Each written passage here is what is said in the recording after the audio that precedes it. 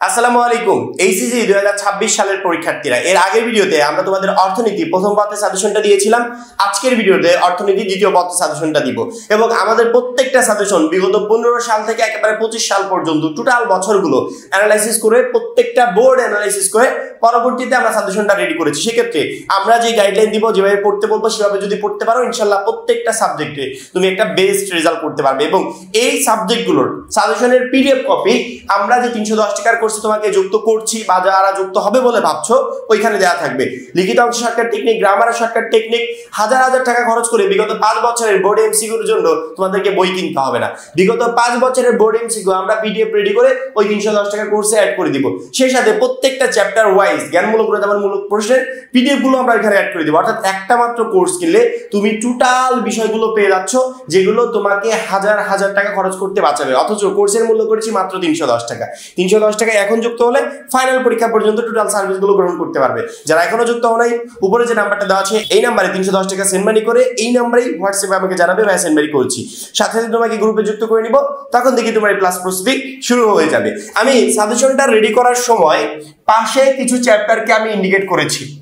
Pattern, আচ্ছা বলো তো এই প্যাটার্ন গুলো কিসের? অনেকেই বুঝতে পারবে না যে ভাইয়া 1, 2 পড়বো, 2, 3 পড়বো এরকম নাকি। এই প্যাটার্ন গুলো হচ্ছে আমি সাজেশনটাকে কমপ্লিট করি, তার পরবর্তীতে তোমরা এই প্যাটার্ন গুলো বুঝতে পারবে। প্রথমত আমি জাস্ট অর্থায়ন চ্যাপ্টারটাকে একটু লেস ইম্পর্টেন্ট মনে করছি, কারণ কি অর্থায়ন চ্যাপ্টার থেকে অনেক বছরের কোশ্চেন ড্রপ হয়েছে। এক বছর আসছে, তারপরের বছর আসে নাই, আবার একই বছর ঢাকা বোর্ডে আসছে, ময়মনসিংহে আসে নাই, এরকম করে ড্রপ হয়েছে। সেক্ষেত্রে যদিও 6 নম্বর চ্যাপ্টার থেকে প্রশ্ন হবে, তারপরে আমি এটাকে স্কিপ করছি, দরকার নেই, অর্থায়ন থেকে দরকার নেই। 1 নম্বর বাংলাদেশের অর্থনীতির পরিচয়, গুরুত্বপূর্ণ চ্যাপ্টার। 2 বাংলাদেশের কৃষি। 3 বাংলাদেশের শিল্প। 4 জনসংখ্যা মানব সম্পদ আত্মকর্মসংস্থান। 5 খাদ্য নিরাপত্তা। 7 মুদ্রাস্ফীতি। 8 আন্তর্জাতিক বাণিজ্য। 9 সরকারি অর্থব্যবস্থা। 10 উন্নয়ন পরিকল্পনা। প্রত্যেকটা চ্যাপ্টার থেকে প্রশ্ন হবে। সেক্ষেত্রে যেহেতু আমাদের লিখতে হবে কয়টা? 7টা। পরীক্ষা আসবে কয়টা? 11টা। 11টার থেকে 7টা লিখতে হবে। এখন আমাদের যে ফুল সিলেবাস আছে, আমি যদি সকল সাবজেক্টে ফুল সিলেবাস কমপ্লিট করে প্রিপারেশন নিতে যাই, সামনের এতটুকু সময় আমি মনে হয় অর্ধেকও কমপ্লিট করতে পারবো না। এই জন্য প্রিপারেশন নিয়ে ওই লেভেলের প্রিপারেশন নিয়ে পরীক্ষার হলে গিয়ে কখনো ভালো রেজাল্ট করা যায় না। আমি পরীক্ষার আগে আমি আমার পুরো সিলেবাসটাকে শর্ট করে নিব, যাতে এই শর্ট সিলেবাসের উপর থেকে বেস্ট একটা প্রিপারেশন নিতে পারি। যেহেতু 10টা চ্যাপ্টার থেকে প্রশ্ন আসবে 11টা, আবার ওইখান থেকে লিখতে হবে 7টা, সেক্ষেত্রে সকল চ্যাপ্টার পড়ার কোনো প্রয়োজন নাই। আমরা একটু প্যাটার্নটা খেয়াল করি, এই চ্যাপ্টারগুলো থেকে তো অবশ্যই মাসবি প্রশ্ন আসবেই, কিন্তু আমরা প্রায় বছরগুলোতে দেখেছি মিক্সিং প্রশ্ন হয়, অনেক বছর মিক্সিং প্রশ্ন হয়। বিগত বছরগুলোতে যে মিক্সিং প্রশ্ন হয়েছে না, সেই মিক্সিং প্রশ্ন হয়েছে এই প্যাটার্নে। বরাবর 1 নম্বর অধ্যায় থেকে একটা প্রশ্ন আসছে, 2 নম্বর থেকে একটা আসছে, বা 2 নম্বর বা 1 নম্বর অধ্যায় থেকে প্রশ্ন আসে নাই, কিন্তু 1 ও 2 সম্মিলিতভাবে একটা প্রশ্ন আসছে। মিক্সিং যদি মিক্সিং হয়, তাহলে 1 ও 2 মিলে একটা প্রশ্ন হবে। সেক্ষেত্রে অবশ্যই আমাদের প্যাটার্নে থাকবে 1 ও 2 নম্বর চ্যাপ্টার। যদি আলাদা কোশ্চেন হয়, তারপরে তুমি 1, 2 থেকে পাবে। যদি মিক্সিং হয়, তারপরে তুমি 1, 2 থেকে পাবে। অবশ্যই 1, 2 চ্যাপ্টারটা পড়বে। পরবর্তীতে 2, 3 মিক্সিং হয়, 2, 3 যদি মিক্সিং হয়, তাহলে 2 এবং 3 মিলে হবে। ঠিক আছে, সেক্ষেত্রে অবশ্যই 3 নম্বর 3 নম্বর থেকে তো প্রশ্ন আসবে। আমি বলছি যদি সম্মিলিতভাবে প্রশ্ন আসে, সেক্ষেত্রে অবশ্যই সেটা 2, 3 থেকে হবে। আমি যদি 1, 2, 3 তিনটাই পড়ি, এখান থেকে যদি মিক্সিং হয়ও, তাহলে আমি ইজিলি কমন পেয়ে যাচ্ছি। 4 নম্বর চ্যাপ্টারটা গুরুত্বপূর্ণ। যদি মিক্সিং হয় 3, 4 থেকে হবে। অবশ্যই 1, 2, 3, 4 নম্বর অধ্যায়টা পড়বো।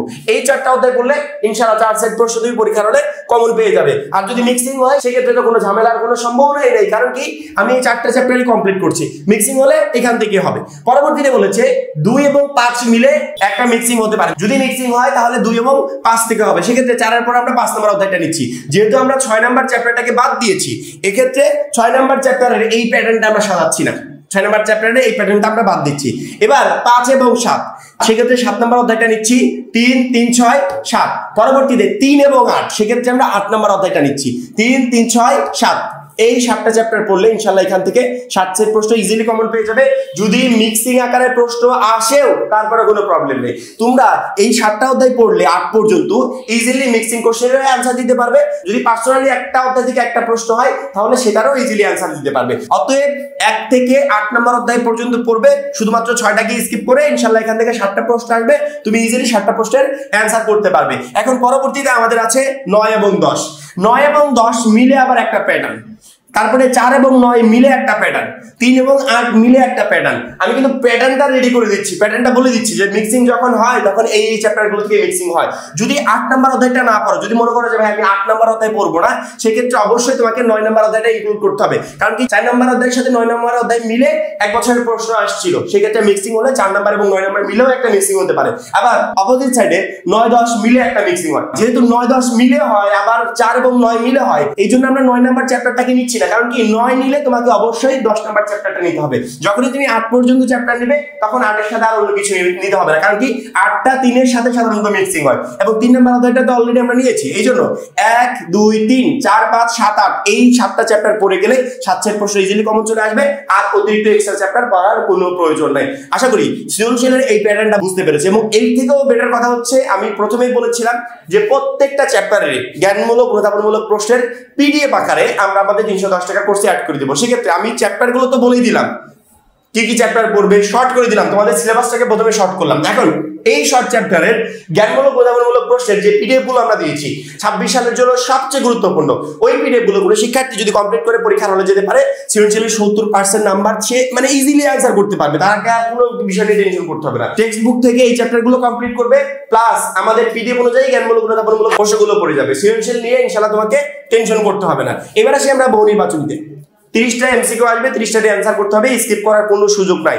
যেহেতু প্রশ্ন আসবে 30টা, অ্যান্সারও করতে হবে 30টা, এখানে তুমি সৃজনশীলের জন্য 9-10 বাদ দিলেও বহু নির্বাচনের জন্য বাদ দিতে পারবে না। কারণ কি 9-10 থেকেও বহু নির্বাচনের প্রশ্ন আসবে। তুমি ভাবছো ভাই আমি 6 নম্বর চ্যাপ্টারে বাদ দিব, 6 থেকেও আসবে। 6 থেকে যদি 2টা প্রশ্ন আসে, ওই 2টার অ্যান্সার তুমি কিভাবে করবে? এই জন্য স্কিপ করার কোনো সুযোগ নেই। প্রত্যেকটা চ্যাপ্টার তোমাকে সুন্দর করে কমপ্লিট করতে হবে। আগে টেক্সট বুক থেকে তোমার কাছে যে বইটা আছে, এতদিন যাবত যে বই থেকে তুমি স্টাডি করেছো, সেই বইটা সুন্দর করে কমপ্লিট করতে হবে। কমপ্লিট করার পর বিগত 5 বছরের বোর্ডের এমসিকিউ পড়তে হবে। প্রত্যেকটা সাবজেক্টের জন্য এমসিকিউতে যদি বেস্ট রেজাল্ট করতে চাও এবং এমসিকিউতে ভালো রেজাল্ট করার জন্য, মানে এর অতিরিক্ত অন্য কোনো অপশন নাই যে তুমি সেখান থেকে একটা বেস্ট রেজাল্ট করতে পারবে, প্রথমে টেক্সট বুকের প্রত্যেকটা চ্যাপ্টার সুন্দর করে কমপ্লিট করতে হবে, প্লাস বিগত 5 বছরের বোর্ডের এমসিকিউ গুলো কমপ্লিট করতে হবে।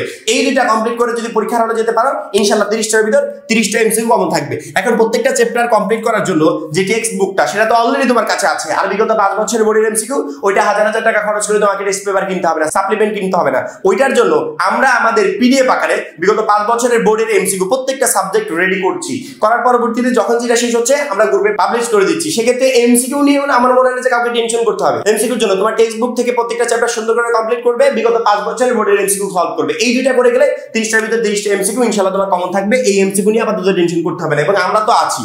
পরীক্ষার আগে তোমাদের কাছে এই সাবজেক্টগুলোকে, এই চ্যাপ্টারগুলোকে যতটা সহজ করে উপস্থাপন করা যায় ইনশাআল্লাহ আমরা আমাদের পক্ষ থেকে সর্বাধিক চেষ্টা করব। এই বিষয়গুলো নিয়ে টেনশন করবে না, আমাদের গাইডলাইন মতো পড়বে, ইনশাআল্লাহ প্রত্যেকটা সাবজেক্টে তুমি একটা বেস্ট রেজাল্ট করতে পারবে। এবং সৃজনশীলের তো আমি প্যাটার্ন রেডি করে দিলাম, সেই প্যাটার্নের জ্ঞানমূলক অনুধাবনমূলক প্রশ্নের পিডিএফ গুলো আমরা রেডি করছি, এগুলো আমাদের 310 টাকার কোর্সে অ্যাড করে দিব।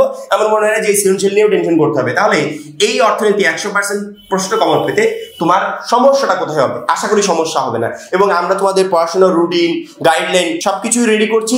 যখন এগুলো কমপ্লিট হবে তৎক্ষণাৎ আমরা আমাদের গ্রুপে পিডিএফ আকারে পোস্ট করে দিব। ওই রুটিন অনুযায়ী, ওই গাইডলাইন অনুযায়ী তুমি স্টাডি শুরু করে দিবে ইনশাআল্লাহ। শুধুমাত্র অর্থনীতি দ্বিতীয় পত্রে না, প্রত্যেকটা সাবজেক্টে তুমি একটা বেস্ট রেজাল্ট করতে পারবে। এবং যারা এখনো আমাদের এই 26 টার্গেটেড প্লাস কোর্সে যুক্ত হবে, খুবই দ্রুত যুক্ত হয়ে যাবে। কারণ কি ওই একটা মাত্র কোর্সই তোমাকে প্রত্যেকটা সাবজেক্টে ভালো রেজাল্ট করতে সহযোগিতা করবে। সবাই ভালো থাকবে, সুস্থ থাকবে, আল্লাহ হাফেজ।